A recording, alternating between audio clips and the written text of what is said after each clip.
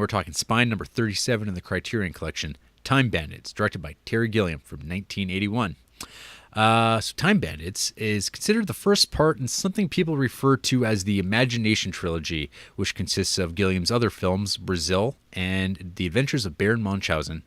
It's another Handmade Films film. You might recall they also produced The Long Good Friday with Beatle George Harrison as co-founder of Handmade Films. He also supplied the end credit song to this film, which I don't know if RJ noticed or not. That familiar George Harrison sound. I did not. As soon as the movie ended, I turned it off. Oh, there you go. So there's that. So I didn't really write anything out beforehand for a synopsis, so I'm just going to freewheel it here. So Time Bandits is a movie about starring a 11-year-old boy named Kevin, and he lives with his parents like many 11-year-old children do. His parents, like most children, are consumer whores that just buy products that they see on TV, and they just think about the next product they're going to buy, and that's kind of life. Kevin has an interest in history and the world outside, but he doesn't have the most stimulating environment. Just living in very working class Britain in, I guess, 1981. That all changes one night when, after he goes to bed, a knight comes riding through from his closet, creating all sorts of mayhem with wide-angle lenses, and then disappears. And we get this suggestion that like this actually happened because Kevin's father heard all these sounds and tells Kevin to keep the racket down. The next night, Kevin kind of hopes that something like this will happen again. And this time, instead of a knight coming blasting through, he gets 6 little people, a.k.a. midgets, coming in. Jarrett. They come in, and yes, six little people. Randall, Fidget, Strutter, Og, Wally, and Vermin.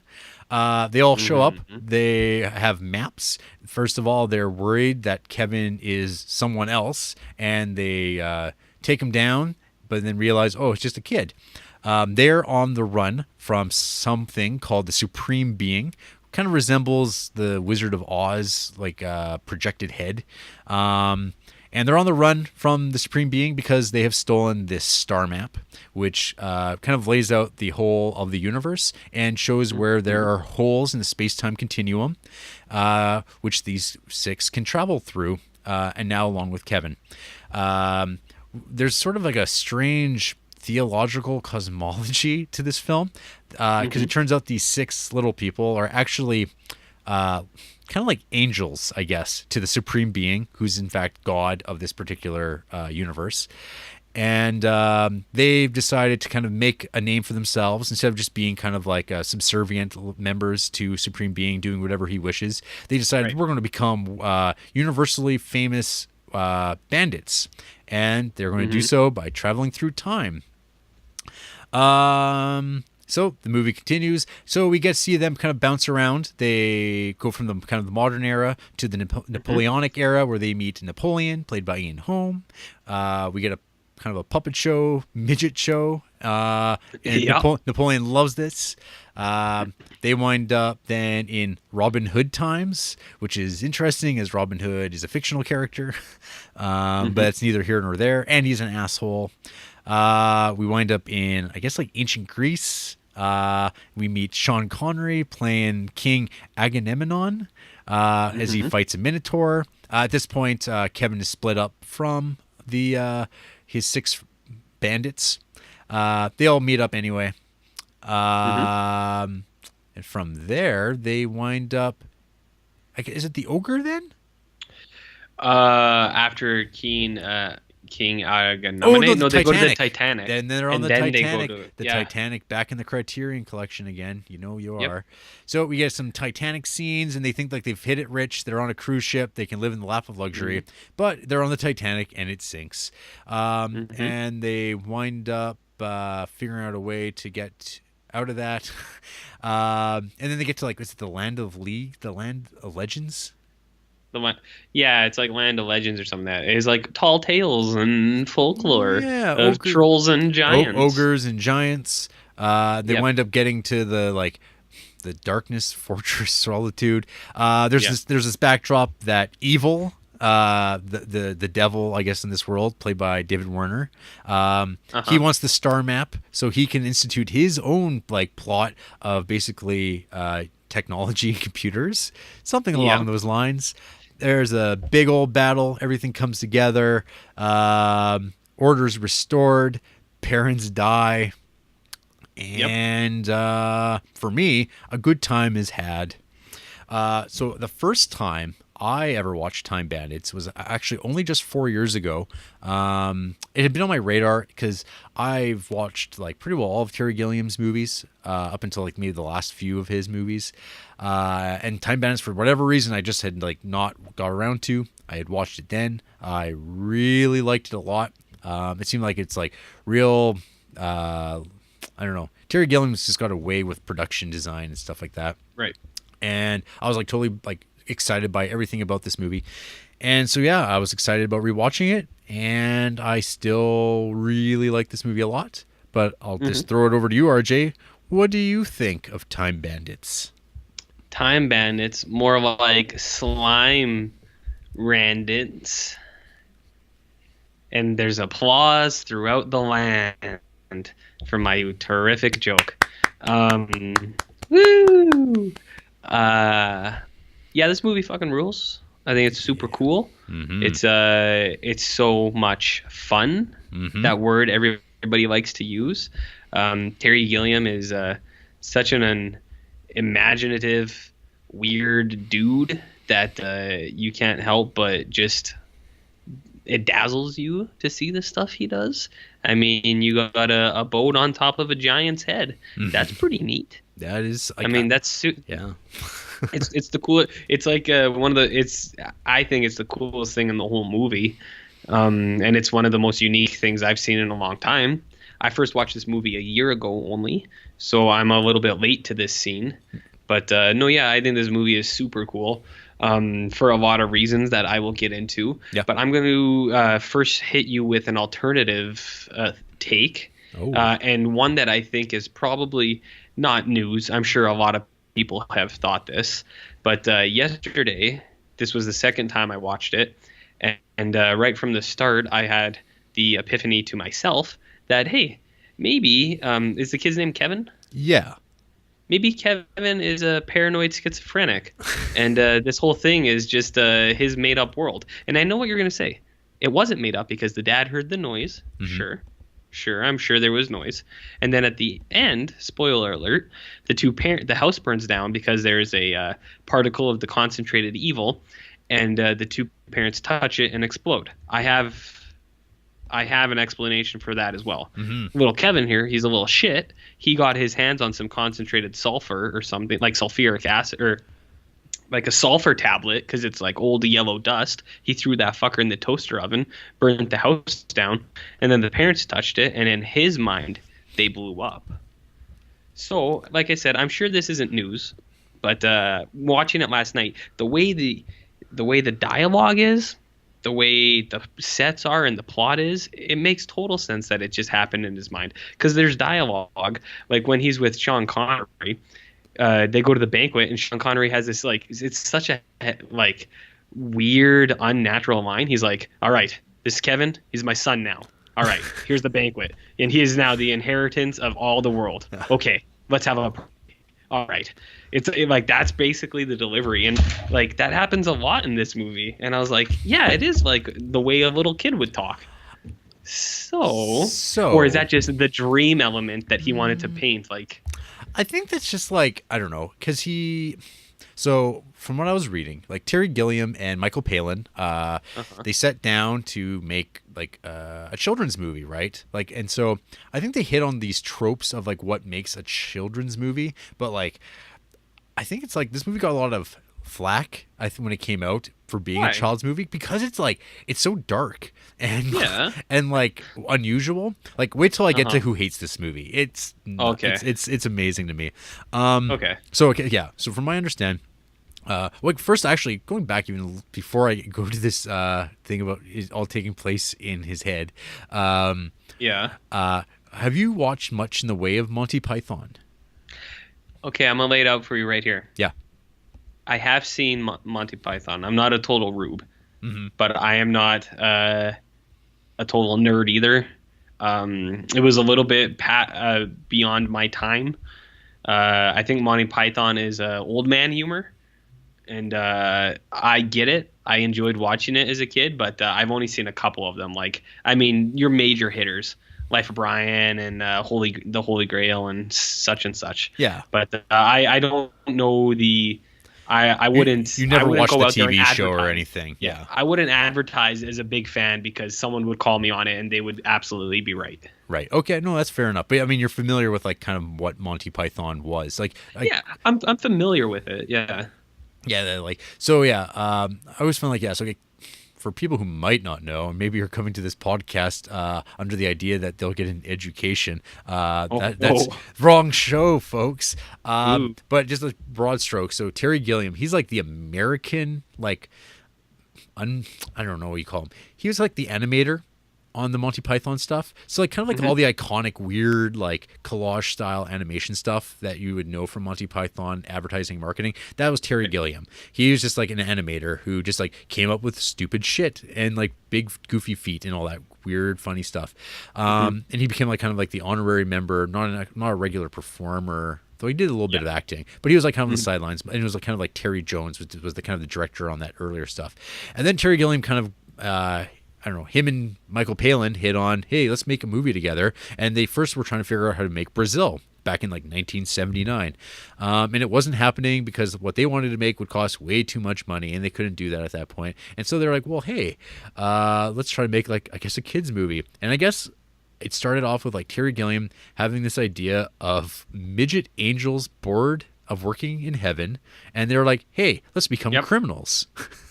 And the twist on this was that, hey, we can commit a crime in 1 year and escape into another year with all the loot, and we'll just keep running away. It's actually like when you laid it out like that, it's like that's a really cool idea. And I mean that's like sort of kind of where it drew out of.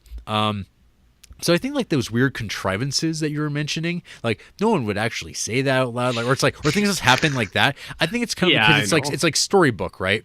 But yeah, I mean, I think just like that I think it's sad that like people's minds could go that way because of all the shitty movies that exist that do exactly that now. Yeah, like it's always that like pull the twist. God, I remember like even there's like an episode of like Buffy the Vampire Slayer where like they throw out this idea. It's like, well, maybe it's all in Buffy's brain. She's like just like an insane woman, and it's all in a fantasy. It's just like, why is that interesting to anybody? It's the Mario 2 scapegoat. It was all a dream. Yeah, it's so meta, and people like go to that, and it's like like that's like very I don't know. God, actually, I even watched a noir movie from like a couple weeks ago, the Woman in the Window, and it did that exact idea where it turned out at the very end, oh, it's all just a dream, and I was like, ugh, infuriating. I was just like, that's gross, and I never want to watch it again. So I'm not a fan of your interpretation. That's fine. I'm not saying I will agree with you. I think it's much better that it's just real because it's a sweet fantasy, especially for kids to watch. It's like, fuck yeah, that's an awesome like adventure. What kid wouldn't want to do that?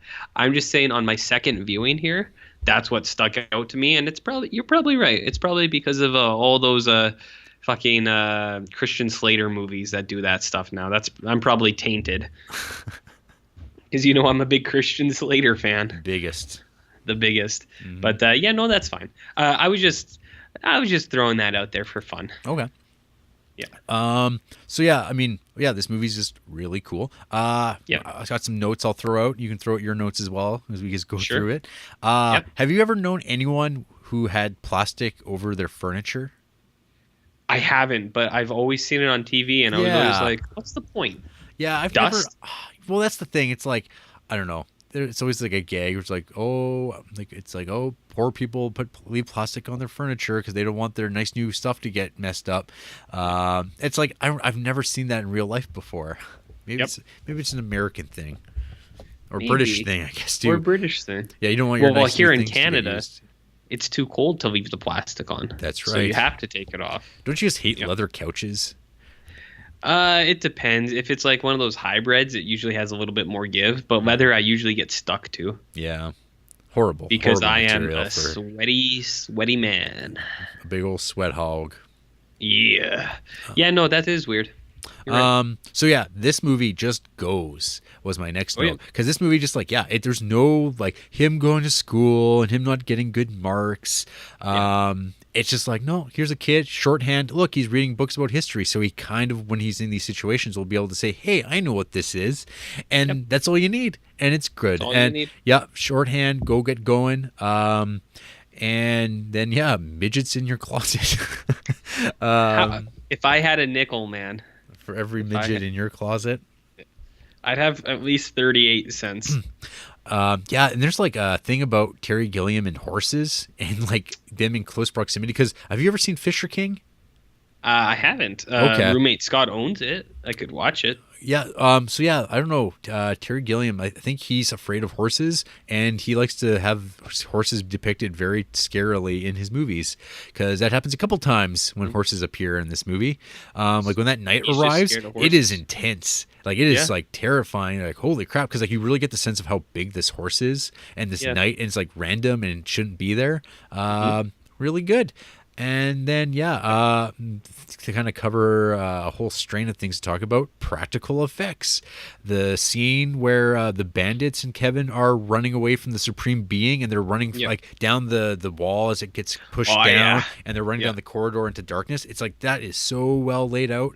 And so like, nice. Yeah, it's so solid. That is wicked nice. Wicked nice. Wicked nice. What are some of your notes? Some of my notes. Okay, I have a little question here for you. You know, when you first see them in the Robin Hood era, and then you see them again in the Titanic era, it's like Shelley Duvall and that guy. Yeah, and they're always talking about like, they're always talking about like getting down, but like he's like inept. There's like there's two things I want to say. There's one thing I think is really funny where he gets like all nervous and flustered, and he's like, I gotta have some fruit. Is he talking about like boners because he like needs fruit to like energize his boner? I guess so. I don't know.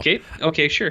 And then there was another point where on the Titanic, they're like their whole like skit is based on he has a mole on his nose, and he's like, could you love a man with a thing like this on on his nose? And she's like, of course. She's like, could you move in with a man with a thing like this on his nose?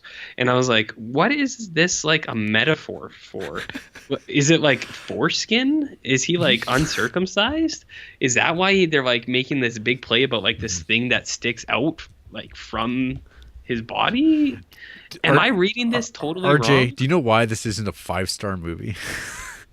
Why? Because of Michael Palin and Shelley Duvall's scenes. I don't get those scenes at all. They're not funny to me. Well, that's what I mean. I was like, what are they going for? Because it's like, is it like, because it's clearly like weird sexual jokes. Yes. But I'm not in on the joke. I don't know what they're making fun of or what the gimmick is or what, like, I don't know who it's for. It just like, it seemed like they needed to get Michael Palin, because I guess like Michael Palin wanted to play Robin Hood, but they gave it to John Cleese because he's like a bigger star. Of course. Yeah. Because John Cleese was fucking awesome as Robin Hood. When they leave and he's like horrible, awful people.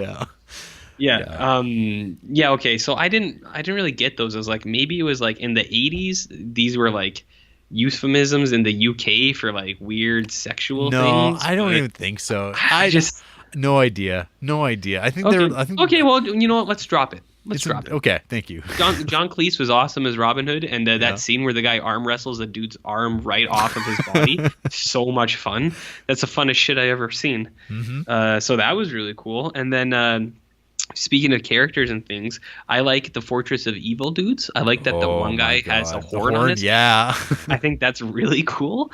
And then I also think the being of Supreme Evil is really fun because his like whole thing is about understanding computers. Yeah. And then he's like, if I made the world, he's like, I would have started with lasers day one. And then he goes on a rant about how slugs suck. Yeah. He's like, what even is a slug? He's like, it's all slow and slimy and stuff like that. So I thought that was also super cool. Mm-hmm. Super cool. I think there's like, so, I mean, I guess as far as like what this movie might be trying to say, or like just like things that it's commenting on, I love the depiction of evil in this movie because there's this whole idea like all his ideas, all of evil's goals are like really like unimaginative, which I think is like the best statement you can say about evil, because all of his ideas are like, I just want to use things that already exist and I want more of it. Technology's good. So I mean, there's like that obvious like technology's bad sort of idea, but I love when he starts talking about what his plans are, and he's like, I'm going to turn the water into dirt, and I'm going to turn the sky, and all he does is like all his ideas are just like, I'm going to turn one thing into another thing, and I'm sure that if he had laid out everything he was going to turn around, you'd wind up with exactly what we have already. It would just be in different places. So I love this indictment of evil as being like very unimaginative and very obvious, and just like all they can think of in terms of is in turning things into something else that already exists and not something different. And it's like there's like nothing appealing about the vision that evil has, and it's just sort of like it's pointless, which is great. And yeah, the goons, the hoodlum, the evil's henchmen, they are so great. They're funny and stupid, and they're like really enjoy the fact that they're stupid. And I love when Benson gets turned into a dog, and it's like a sheep dog. And he's all growly, and I think it's like probably the only time that it's perfectly okay to blow up a dog. I got the impression it didn't really happen. So I'm pretty sure they didn't go Nicholas Rogue and detonate a dog. Yeah, do it for real because the audience would know. I feel like Terry Gilliam might actually be a vegetarian too. That seems like something that seems reasonable. Terry Gilliam. So I really like Terry Gilliam a lot. I find like he's like in interviews and commentaries and stuff like that, he's a goofball. Like he doesn't take anything terribly seriously. He really loves film. His favorite, actually, we've already talked about his favorite film of all time, 8.5. He's a super. I think he does the commentary track on 8.5 too.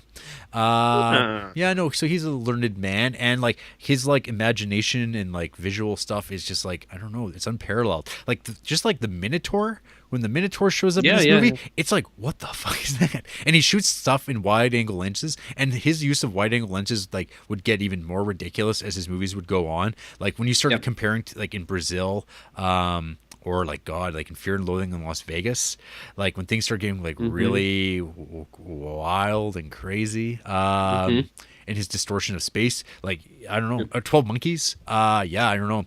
It's fucking awesome. It's you get the best of that in the back end of the movie, starting with like the trolls and then the giant, and then all the supreme evil stuff at the end, and like the battle where you get the carnival knife come out of his head spinning. Like that's so fucking cool. So was that like completely stolen by Tim Burton in Beetlejuice? Because that's what, of course it was. Yeah, because I'm like, it's like kind of the same spot. This thing comes right out of his had and spins around, but it's not an umbrella. But it's like very. I think Tim Burton probably watched Time Bandits, and he was like, "Hey, I'm going to do that too."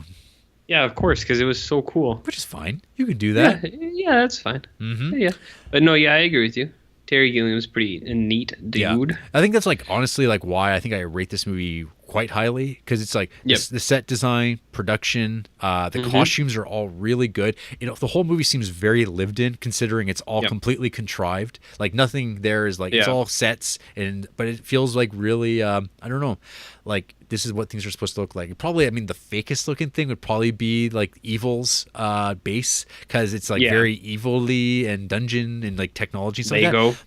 But it's like, because like again, it could play into this whole idea of like evil being very like unimaginative and like kind of like obvious, and it's like, this is exactly what evil's domain would look like big steps and like swinging cages and darkness and stuff like that. I feel you. Yeah, and the bandits themselves, they're all. It's really cool dynamic. It's like completely like, I've never seen a movie outside of like, I guess if I saw the Seven Dwarves movie, where we would just CGI compress people, the Fellowship of the Rings type of thing, where it's like, it's like fake little people. This movie's like, no, it's legit. These are just like Elijah Wood's pretty short. No, he's not 4 feet. I think he's like 5'2". Is he that little? Man. I don't know. I don't even know what I'm talking about. He's a mini. Yeah, I agree with you though. I think that is pretty super Yeah. cool. So it's really cool that Terry Gilliam got all these guys work. Yeah. We got Kenny Baker as Yep. Fidget, Mm-hmm. and so he was I don't know, busy during this period of time, because Fuck yeah. now we would just CGI up things instead of having people inside Mm-hmm. of suits or just playing the role. Yep. Yep. Because those we have is Peter Dinklage now. That's the only one, man. And Warwick Davis, but he doesn't get called too often, I guess. No. Yeah. Yeah, no, I agree with you all on all those things. I also want to say that I think those two trolls, the ogres, that's us. We are old ogred married couples. They have such a fun dynamic. They do on their boat. Yeah, I also think it's really funny that ogre guy is talking about cans and pollution, even though he's clear, like there's clearly no such things existing at that time. And it's like the weirdest thing for him to be talking about. That's really funny. I like the huge guy, like the giant, Oh yeah. under the ship, but I also think it's pretty fucked up that those dudes just stab into his brain. Mm-hmm. So that's pretty crazy. Yeah. But yeah, like after like from that point on, it's all like crazy Terry Gilliam imaginative things like the skull monsters and even all like the huge Lego bricks and stuff like that in the fortress. Man, it's so cool. Yeah, no, it's just not like just stuff. Like there's always some like, I mean, because you really pick up on like Terry Gilliam's like cartooning background and his like animation stuff, and like he's like a real like he's a visual artist, and it's like yeah, this guy should be like allowed to like, just like do whatever the hell he wants when he makes these movies because he's got ideas and he wants to and he shows them and he actually figures out how to make them look really good. Yeah, like because those like I don't know, I guess like the cow scald. Cat gackles or whatever the hell they're calling it. They're awesome. Like they're like so effective. Super scary. Mm-hmm. Yeah, as a kid, this movie is like pretty intense. I would guess because I watched this movie when I was like 30. But I mean, I love it. I mean, I wish stuff looked like this now, but now it's all like I don't know, CGI floaty crap. Right. I mean, it gets kind of old banging on like CGI, I guess. But I mean, when you see like movies like this with like where it's just using practical effects because CGI didn't exist, and you see how good it looks, it's like why don't we go back to this? Go back. Oh, wait, I wanted to mention that I was looking it up. The guy who played the ogre, it's Master Aemon from Game of Thrones, and his wife. Oh, neat. And his wife is Mona from Who's the Boss. Oh, fuck. Also, I guess played some character called Lois from Everybody Loves Raymond. But I'm not as familiar with Everybody Loves Raymond, but I remember that Who's the Boss and that Mona. You're such a nerd. I know. Oh, piss you off. Nerd. Mm-hmm. Apparently, the way the dead parent scene got past like the studio was they did one film screening with a bunch of kids. And the kids were asked at the end of the movie, what was your favorite part? And they liked the part when the parents blow up. Fucking right. And then it went, That's okay, funny. I guess that's okay. And Terry Gilliam was like, yeah, sometimes like the audience is right. Like sometimes you get the right screening group and they go along with it. And kids love parents blowing up. That's super funny. And I guess like the thing was like, I guess like, was it like the little girls that saw it? They were like worried about what would happen to Kevin afterwards. Yeah. They're like, oh no, what's going to happen? His parents are dead. Now he's because there's no resolution because he's just at like a burnt down house. Yeah, it's like that's what it kind of puts a stamp on the movie is this like darkness, and you're like, oh, holy shit, they just killed the parents. It's not like this like real clean cut ending. It's kind of he's like in some ways arguably better off that he's not stuck with the like consumerist horrors. But at the same time, it's like now it's all Oliver Twist and Orphans of showing up again here up on the that Criterion. worked out for him though. Yeah, worked out so well. Yep. So neat. Anything else you want to share? No, I think I've laid it all down. Okay. Yeah. So, Time Bandits. I don't know. It's a great kids movie. I think it holds up really well. I have a real soft spot for Terry Gilliam, so I just love his movies anyway. So, I don't know. Certifiable hit. Yep. Can't wait till, well, what is it, like about 10 episodes and we'll be talking about Brazil. So that's going to be exciting too because that movie is also pretty good. Toot sweet. But some people disagree, RJ. Those people there's haters out there. So who hates this movie? Steven Mann hates this movie. He gave this movie 1 star. inexplicably poor outing from Terry Gilliam.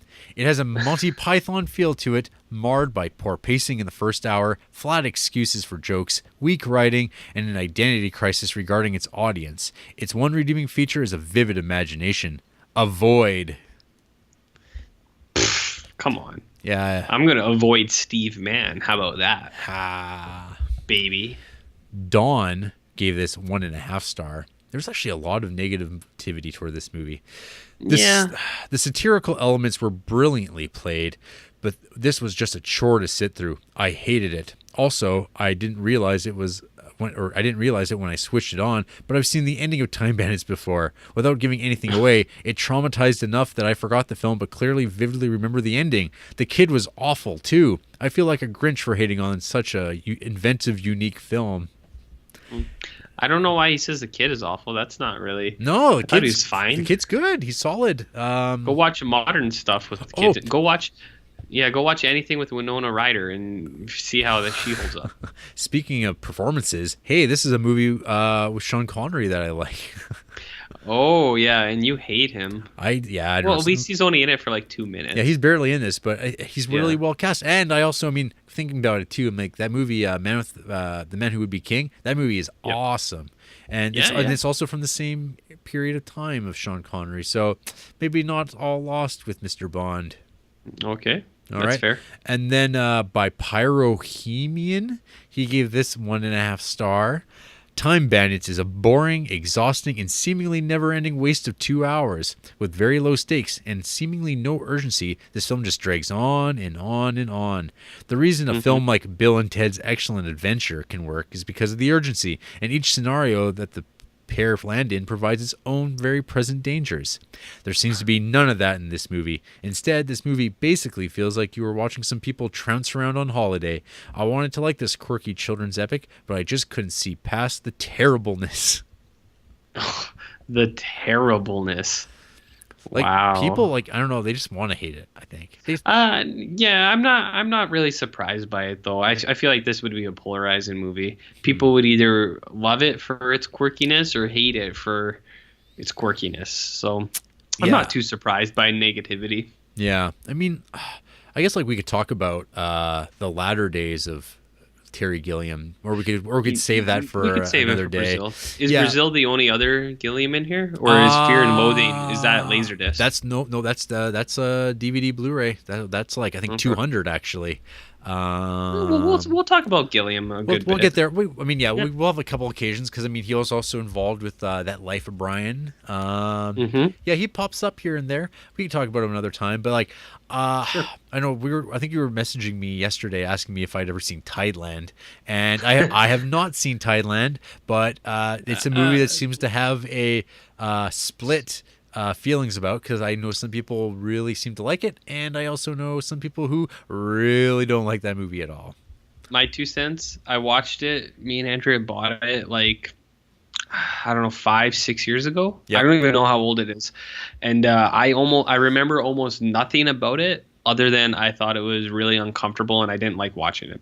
Because I remember Jeff Bridges is in it and he dies and then he gets taxidermied and he's just in a armchair for the entire movie as a leathery stuffed man. Ooh. And I found it really unsettling, and not in because I don't mind creepy stuff and spooky stuff. I think I thought it was just gross. I was like, I don't like watching that. Huh. So that's all I remember of that movie. And I just remember after I watched it, I was like, yeah, I didn't like it that much. So I don't think I'll ever watch it again. That's my hot take. It's fitting because, I thought Jeff Bridges was very taxidermied and weird in Hell and High Water. Well, it must just be him then. Yeah. Oh, because he was trying to stuff or mumble his lines all through the stuffing and all the sawdust.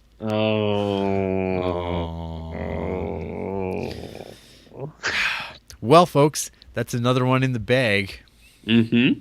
Hooray. Whose bag? The bag. Oh, shit. There's only one bag, RJ. Mine or yours? Ew. Well, after the break, I don't know. What are we going to do? Die? after we touch a black chunk of evil. Tips. Okay. All right.